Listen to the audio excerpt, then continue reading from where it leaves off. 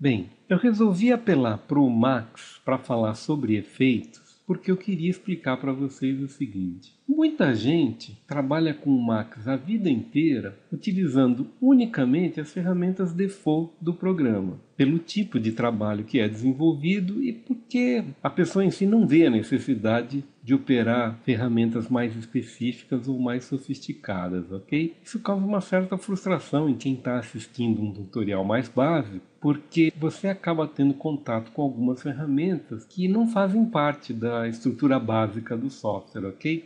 No meu caso aqui, eu posso mostrar a vocês ferramentas como o RealFlow, como o GoZ para intercambiar modelos com o ZBrush e algumas outras ferramentas, como por exemplo, se eu vou no Standard Primitive, eu tenho aqui modelos para o RealFlow, para o Max2AI, que faz a ligação de câmeras e objetos básicos entre o Max e o After, e objetos para o Poser, o Render do V-Ray, enfim, uma série de atributos que vocês não estão acostumados a ver normalmente na operação básica do software. Algumas vezes porque isso são plugins, esses plugins são adquiridos separadamente, outras vezes porque realmente não fazem parte do cotidiano das ferramentas que você opera no software, ok? Eu vou criar um box no 3ds Max e vou convertê-lo em editável poly, só para mostrar para vocês, por exemplo, uma seção de ferramentas aqui do software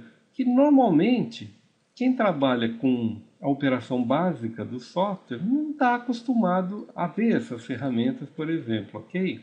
Com essas ferramentas, eu digitando F4, por exemplo, posso trabalhar o amaciamento do meu polígono, ok? Vou dar um F4 aqui apenas para vocês verem. Enfim, não é o objetivo do curso eu apresentar as ferramentas do 3ds Max para vocês, mas eu estou apelando, vou sair daqui e vou entrar inclusive na interface do meu After Effects CS4. Isto para explicar para vocês o seguinte, traçando um paralelo com o 3ds Max, algumas pessoas que têm necessidades específicas no software acabam por turbinar esse software com recursos, com plugins, com presets. E essas instalações acabam alterando um pouco a interface do software com que você está trabalhando, ok? Eu, por exemplo, vou abrir um projeto do meu After CS4 apenas para mostrar para vocês o seguinte. Eu precisava fazer esses selinhos para o jornalismo de uma emissora de televisão e precisei desse efeito de, vou dar F3, de Electrical Arcs. Muito bem, ao longo dos anos de uso do meu After Effects CS4, eu fui incorporando efeitos aqui e resolvi abrir o CS4 para falar sobre efeitos, para mostrar para vocês que ao longo do tempo essa lista aumentou muito, ok? E isso pode causar uma certa frustração em vocês, uma vez que eu posso estar falando de efeitos que simplesmente vocês não têm instalados no software, ok? Para vocês terem uma ideia da importância estratégica dessas decisões que você toma ao longo do tempo, eu acabei deixando o meu próprio After Effects CS4 instalado aqui com os efeitos que eu fui adquirindo ao longo do tempo, porque eu julguei que isso era muito mais simples do que adquirir esses efeitos todos de novo para o After CS5. Afinal, o After CS5 ele é 64 bits e o After CS4 ainda era 32 bits na época em que eu o adquiri, ok? Como vocês podem ver, aqui nós temos efeitos do Cult Effects, que são os CS, os efeitos CS, tem o Digeffects, que são os efeitos DE, temos o Final Effects, enfim, uma série grande de plugins que não é o foco do nosso training básico.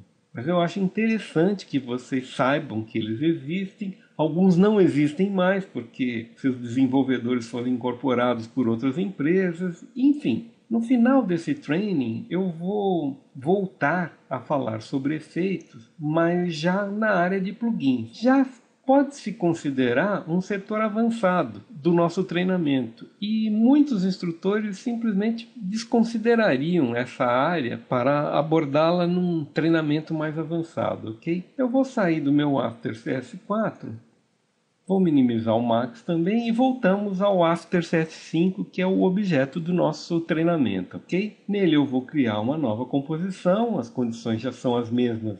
Ele sempre mantém a última configuração com a qual nós trabalhamos. E vamos criar um sólido para que a gente possa acessar a barra de efeitos do After.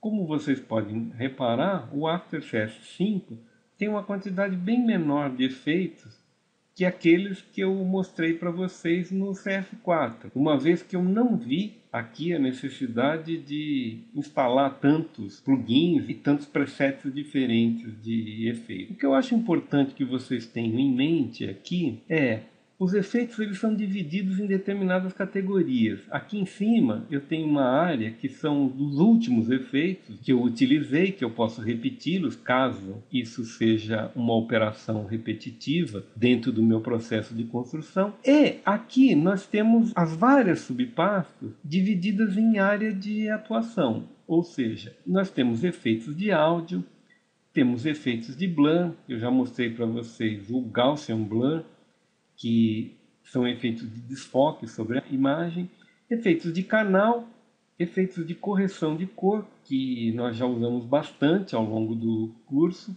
onde os principais são aqueles que mudam drasticamente a palette de cor, ou então os de curves, que ajustam através de gráficos a intensidade das cores e os canais separadamente. E temos, vou pular alguns aqui, porque esses significam que vocês podem não tê-los instalados em seu software. Aqui são efeitos de distorção da imagem, nós temos efeitos de geração de figuras. Por exemplo, vamos pegar um círculo aqui e setar algumas das configurações desse círculo, como o tamanho, como, veja, podemos ter uma borda no círculo, né? E essa borda ela tem uma determinada espessura. Enfim, voltando, delete, volto aos meus efeitos. Nós temos efeitos de granulação sobre a imagem. Na perspectiva eu mostrei para vocês o Drop Shadow, que é o gerador de sombra. Temos aqui um simulador de efeitos, que é da Cycore. Aqui no Stylus nós temos efeitos como Emboss, como o Glow, que são muito utilizados. Temos textos, temos efeitos de distorção de time, efeitos de transição.